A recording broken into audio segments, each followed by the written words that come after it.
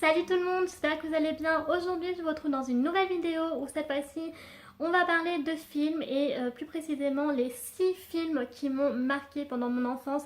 J'insiste vraiment sur le fait que c'est encore des films qu'aujourd'hui je suis capable de regarder mais à volonté limite. Je ne m'en lasse surtout pas, je m'en lasse jamais. En réalité il y en a beaucoup plus que ça mais j'ai vraiment fait le tri et je fais une liste de 6 films à peu près. Pas plus parce qu'après bon ça fait un peu long quoi vous voyez. Alors je vais commencer par les films on va dire quand j'étais un peu plus que j'étais plus jeune et ensuite par ceux où j'étais un tout petit peu plus âgée. En numéro 1, Indiana Jones. À l'époque, c'était en fait une trilogie.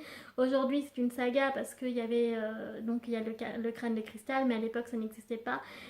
Indiana Jones, c'était vraiment l'aventure pure et dure, comme on peut le dire. Et c'est grâce à ça que je rêvais quand j'étais petite d'être archéologue. En tout cas, tous les métiers qui se rapprochaient de l'archéologie, c'était vraiment, mais ça m'a trop marqué. Et puis ensuite, il y a eu The Goonies. Pour ceux qui ne connaissent pas The Goonies, c'est l'histoire en fait d'un groupe d'amis. Le personnage principal s'appelle Mickey, il a un grand frère. Ce qui va se passer, c'est que leur maison est menacée et donc du coup, les méchants, on va dire ça comme ça, projettent de détruire leur maison tout simplement pour faire un terrain de golf. Et du coup, ils vont chercher dans la maison en fait tout ce qui pourrait avoir de la valeur pour pouvoir sauver leur maison et on va dire involontairement, ils vont tomber sur en fait une histoire de pirate qui va les conduire vers un trésor et peut-être qu'il pourra sauver justement la baraque des Goonies puisque la maison de Mickey s'appelle la baraque des Goonies. Et tous ses amis vont le suivre dans cette folle aventure avec son frère et puis des deux amis aussi. Il est vraiment super sympa. Enfin, j'ai toujours adoré ce film. Ça représente mon enfance et même encore aujourd'hui, vous voyez, je l'ai en DVD, donc c'est pour dire à quel point je suis fan de ce film. Ensuite, on va passer à Fantomas. Là, c'est vraiment, comment vous dire, il n'y a pas de mots pour décrire à tel point, je pense que même ceux qui ont regardé les films de la collection Fantomas vont comprendre ce que je dis dans la mesure où c'est vraiment, on peut pas en fait, on peut pas comparer Fantomas. Fantomas, c'est Fantomas quoi.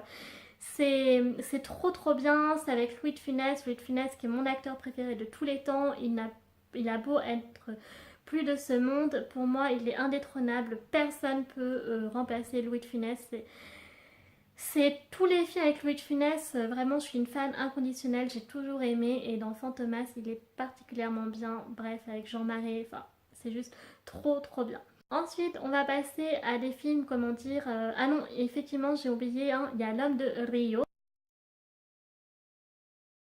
Donc, L'homme de Rio avec Jean-Paul Belmondo, c'est l'histoire en fait.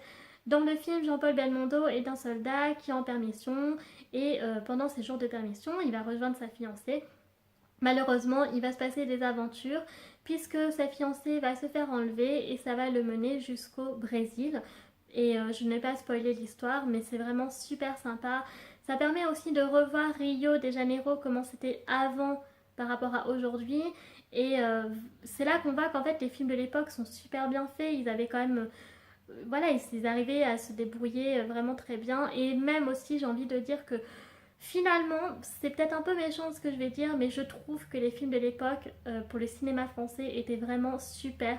Par rapport à maintenant, je trouve que le cinéma français n'a pas, je trouve, comment vous dire, n'a pas le même succès que les films français de l'époque. Je sais pas comment vous dire, je trouve que il y avait plus d'aventure, il y avait plus de suspense, il y avait plus d'action aussi pour du cinéma français qui en général est réputé pour être un peu monotone. Et là vraiment dans les films de l'époque, pas du tout. Vous voyez, Fantomas, L'homme de Rio, pareil avec Jean-Paul Belmondo, La Tribulation d'un Chinois en Chine aussi.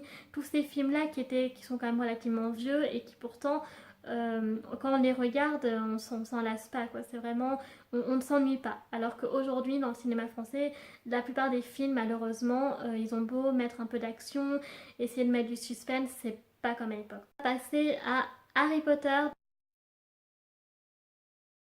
Donc là, c'est bien sûr plus au niveau de l'adolescence. Et c'est vraiment ce qui m'a marqué le plus dans ma jeunesse, on va dire en tant qu'ado, pré-ado, voire même d'ailleurs. et ça m'a particulièrement marqué, j'ai toujours apprécié, j'aime toujours encore, j'ai tous les DVD de Harry Potter, par contre je n'ai plus les livres parce que je les ai donnés, mais j'étais une fan inconditionnelle de Harry Potter. Et enfin pour terminer, je pense que vous connaissez aussi ce film puisqu'il s'agit des Visiteurs. Visiteurs qui est pareil, un film que l'on ne peut comparer, Les Visiteurs c'est Les Visiteurs. Point barre, et là autant vous dire que pour ce qui est côté comédie, on en a pour son grade, on ne s'ennuie pas de A à Z. Vraiment, on sait trop bien, les scènes épiques avec Jacques ou la fripouille, c'est juste super, c'est des très bons souvenirs et ouais, vraiment ça m'a trop marqué. C'est encore un film que je peux regarder pareil à volonté sans m'en lasser. Et voilà, j'avais vraiment envie de vous présenter les 6 films qui pour ma part m'ont particulièrement marqué dans mon enfance, voire mon adolescence. Et si vous aussi, n'hésitez pas à me dire en commentaire si vous avez des films qui vous ont marqué. Pas forcément des films, mais ça peut être des films d'animation ou enfin ce que vous voulez. Ça serait super sympa de partager ça ensemble. Moi sur ce, cette vidéo est terminée, donc je vous fais un très gros bisou et je vous dis à la prochaine vidéo. Tchuss!